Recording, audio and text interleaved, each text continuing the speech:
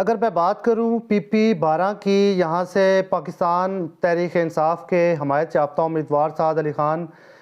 یہاں سے حصہ لے رہے تھے، اور ان کے مد مقابل تھے مسلم لیگ نون کے امیدوار محسن ایوب صاحب۔ محسن ایوب صاحب کے بارے میں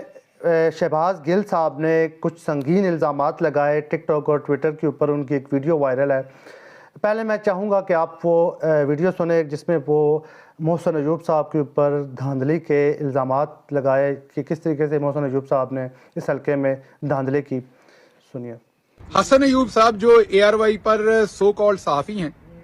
کہتے اپنے آپ کو صحافی ہیں لیکن کر آج کل ٹاؤٹگیری رہے ہیں،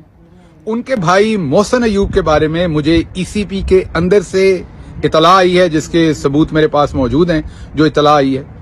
وہ اطلاع یہ آئی ہے کہ ان کے بھائی صاحب جو ہیں، اکارڈنگ ٹو مبینہ طور پر رپورٹڈلی، اس اطلاع کے مطابق ان کے بھائی نے جو وہاں پر پریزائڈنگ آفیسرز ہیں ان کو پیسے آفر کیے سب کو، اور بدلے میں ڈیمانڈ کیا ہے کہ جو فارم 45 کا اسپیسیمن ہے وہ انہیں پہلے ہی سائن کر کے دے دیا جائے تاکہ وہ اس کے اوپر ریزلٹ بھر لیں۔ اور جنہوں نے بتایا CP کے اندر سے، انہوں نے یہ بتایا کہ کچھ لوگوں سے وہ ایسے فارم لینے میں کامیاب بھی ہو گئے ہیں۔ دوسری بات یہ بتائی گئی ہے کہ 10,000 کے قریب انہیں خالی بیلٹ پیپر سپلائی کیے گئے ہیں۔ دوبارہ میں کہہ رہا ہوں مبینہ طور پر، اس لیے کہ میرے پاس ڈاکومنٹیشن نہیں ہے، لیکن ECP کے اندر سے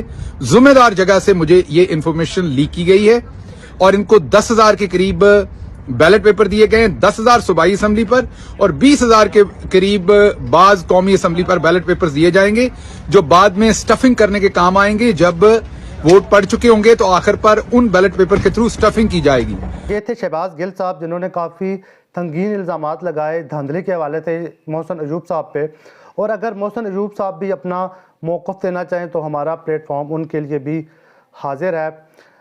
اگر میں بات کروں نتائج کی تو یہاں سے سعد علی خان نے تقریباً 43,984 ووٹ حاصل کیے، اور جو محسن ایوب صاحب ہیں انہوں نے 29,596 ووٹ حاصل کیے، دوسرے نمبر پر رہے۔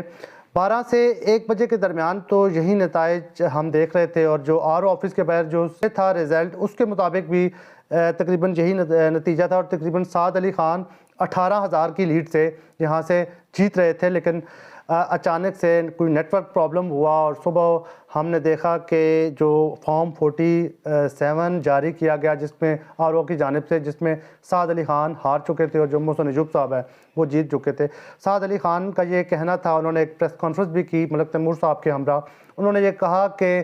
میرے پاس فارم 45 موجود ہے جس کے مطابق میں تقریباً 18,000 کی لیڈ سے اس حلقے سے جیت چکا ہوں، لیکن مجھے دھاندلی کے ذریعے ہی یہاں سے ہرایا گیا۔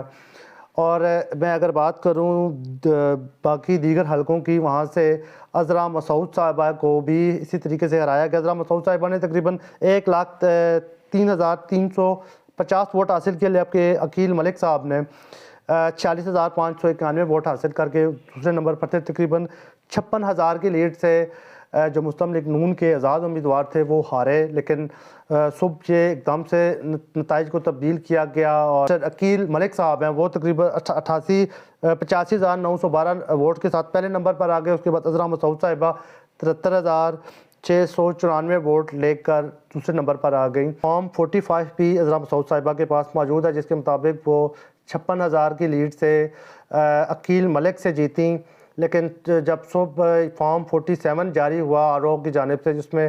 اس کے بعد یہ جو عقیل ملک صاحب ہیں وہ جیت گئے، اور جو عذرا مسعود صاحب ہیں وہ ہار گئیں۔ عذرا مسعود صاحبہ نے بھی یہ الزام لگایا، جو مسلم لیگ نون کے آزاد امیدوار تھے عقیل ملک صاحب، ان پر کہ وہ یہ الیکشن ہار چکے ہیں۔ عذرا مسعود صاحبہ تقریباً 56,000 کی لیڈ سے یہ الیکشن جیت چکی ہیں، ان کے ساتھ بھی دھاندلی کے ذریعے یہ الیکشن